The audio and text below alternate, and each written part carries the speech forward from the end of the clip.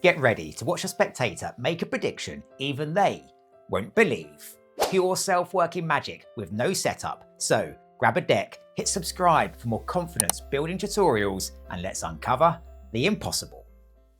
Okay, so let's start by taking a look at the effect itself, and we're going to start with a shuffled deck. So nothing funny going on here. The spectator really can shuffle the cards as much as they like. Now the first thing we're going to do is just ask a first spectator to think of a number, not too big, say between 10 and 20, not to mention it, just to think of it. It really is a free choice. Now, just for good measure, so they don't forget later on, we're also just going to ask them to note that number secretly down on a piece of card or paper. Now, once they've done that, you're just going to ask them to fold that number up so that nobody can see. And then just to place that onto the table where it will stay. We're now going to ask a second spectator to choose a number, a slightly smaller number this time, say between 1 and 10. And to make sure this is as random as possible, you're going to ask them to cut a small pack of cards from the deck. Now at this point, you're going to turn away so that you can't see anything. And you're also going to ask the first spectator to turn away because you're going to test them in just a moment. The second spectator will now make a small cut. So let's say they cut the cards just about here. You're now going to ask them to silently count the cut cards in order to get a random number. So in this instance, 1, 2, 3, 4, 5, 6, 7, and then to place these cards out of sight so they're hidden. You're now going to ask them to take the deck here and to count down to the card at the position corresponding to the number of cards they've just cut. So in this instance, the 7th card. Again, doing this silently so that you can't hear. 1, 2, 3, 4, 5, 6, 7. Ask them to take a look at and remember this card as their selection. So here we can see the 7 of spades. And once they've remembered that, just to place the cards back on top of the deck.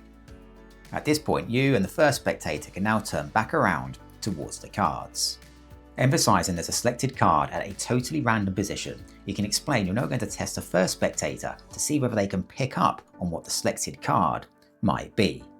So you're just going to count and deal some cards to the table, showing them to the first spectator as you go to see whether they can form an impression of the selected card. So just dealing and showing the cards as follows: 1, 2, 3, 4, 5, 6, 7, 8, 9, 10, and once you've dealt a few cards, you're just going to ask the first spectator whether they've managed to form an impression of the selected card. Now, no matter what they say, you're going to explain that their impression of the selected card is actually a subconscious one, and that's represented by the number they wrote down right at the very start. At this point, you can just ask the second spectator to return the cards that they cut from the deck earlier on. Now you can explain, it doesn't matter how lost the selected card is, the first spectator's prediction is going to find it. You can explain to the first spectator in a moment you're going to ask them to deal some cards to the table into a single pile, but the number of cards they're going to deal is going to be exactly determined by their prediction. So for the very first time, you can now ask them to take their prediction here and just reveal it to everyone. And here we can see the number 16. At this point, you can just quickly recap that that is a freely selected number. They could have chosen any number they wanted. Furthermore, from a shuffled deck, the second spectator selected a card at a totally random position that nobody could possibly know.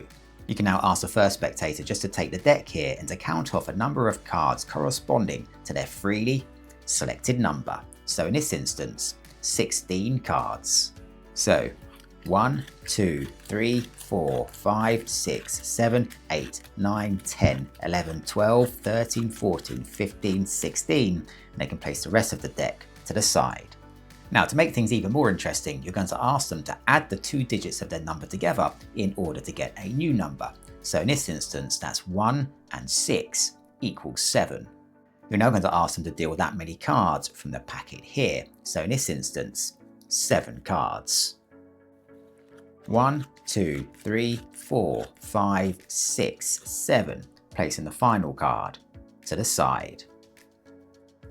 For the very first time, you can now ask the second spectator to name their selected card. Of course, in this instance, it was the 7 of spades. And now you can reveal that this card right here, found with the first spectator's freely written prediction, just happens to be the 7 of spades.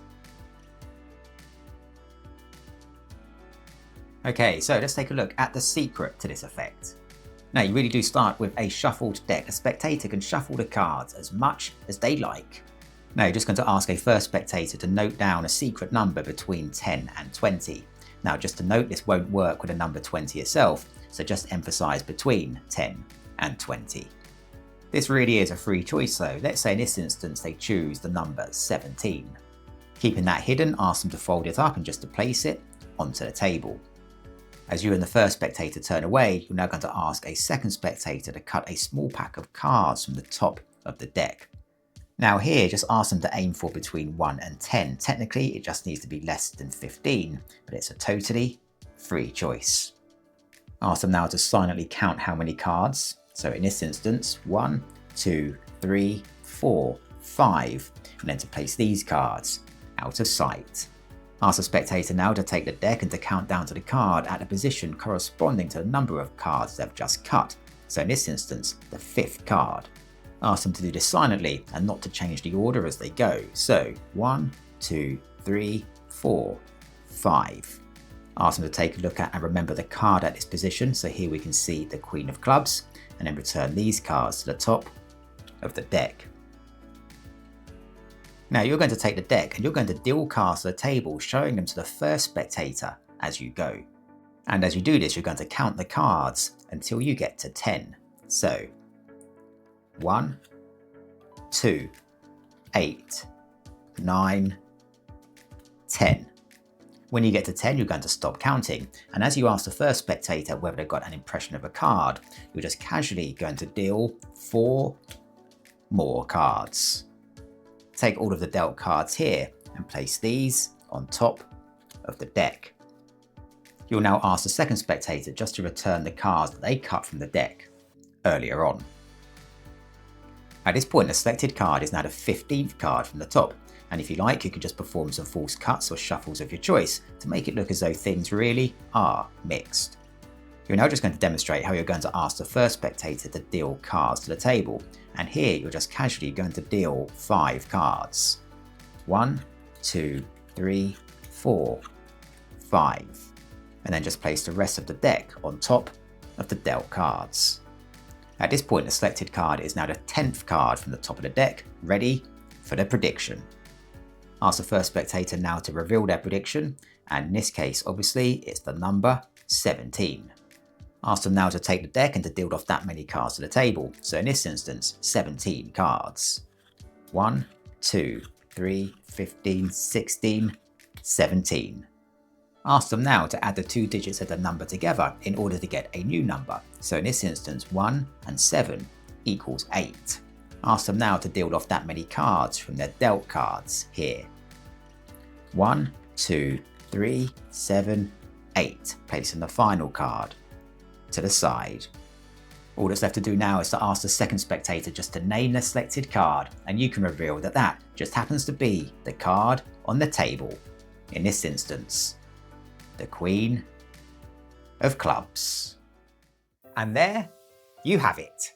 Remember, every trick you master sharpens your skills and builds belief. So take that confidence into everything you do and turn your dreams into reality.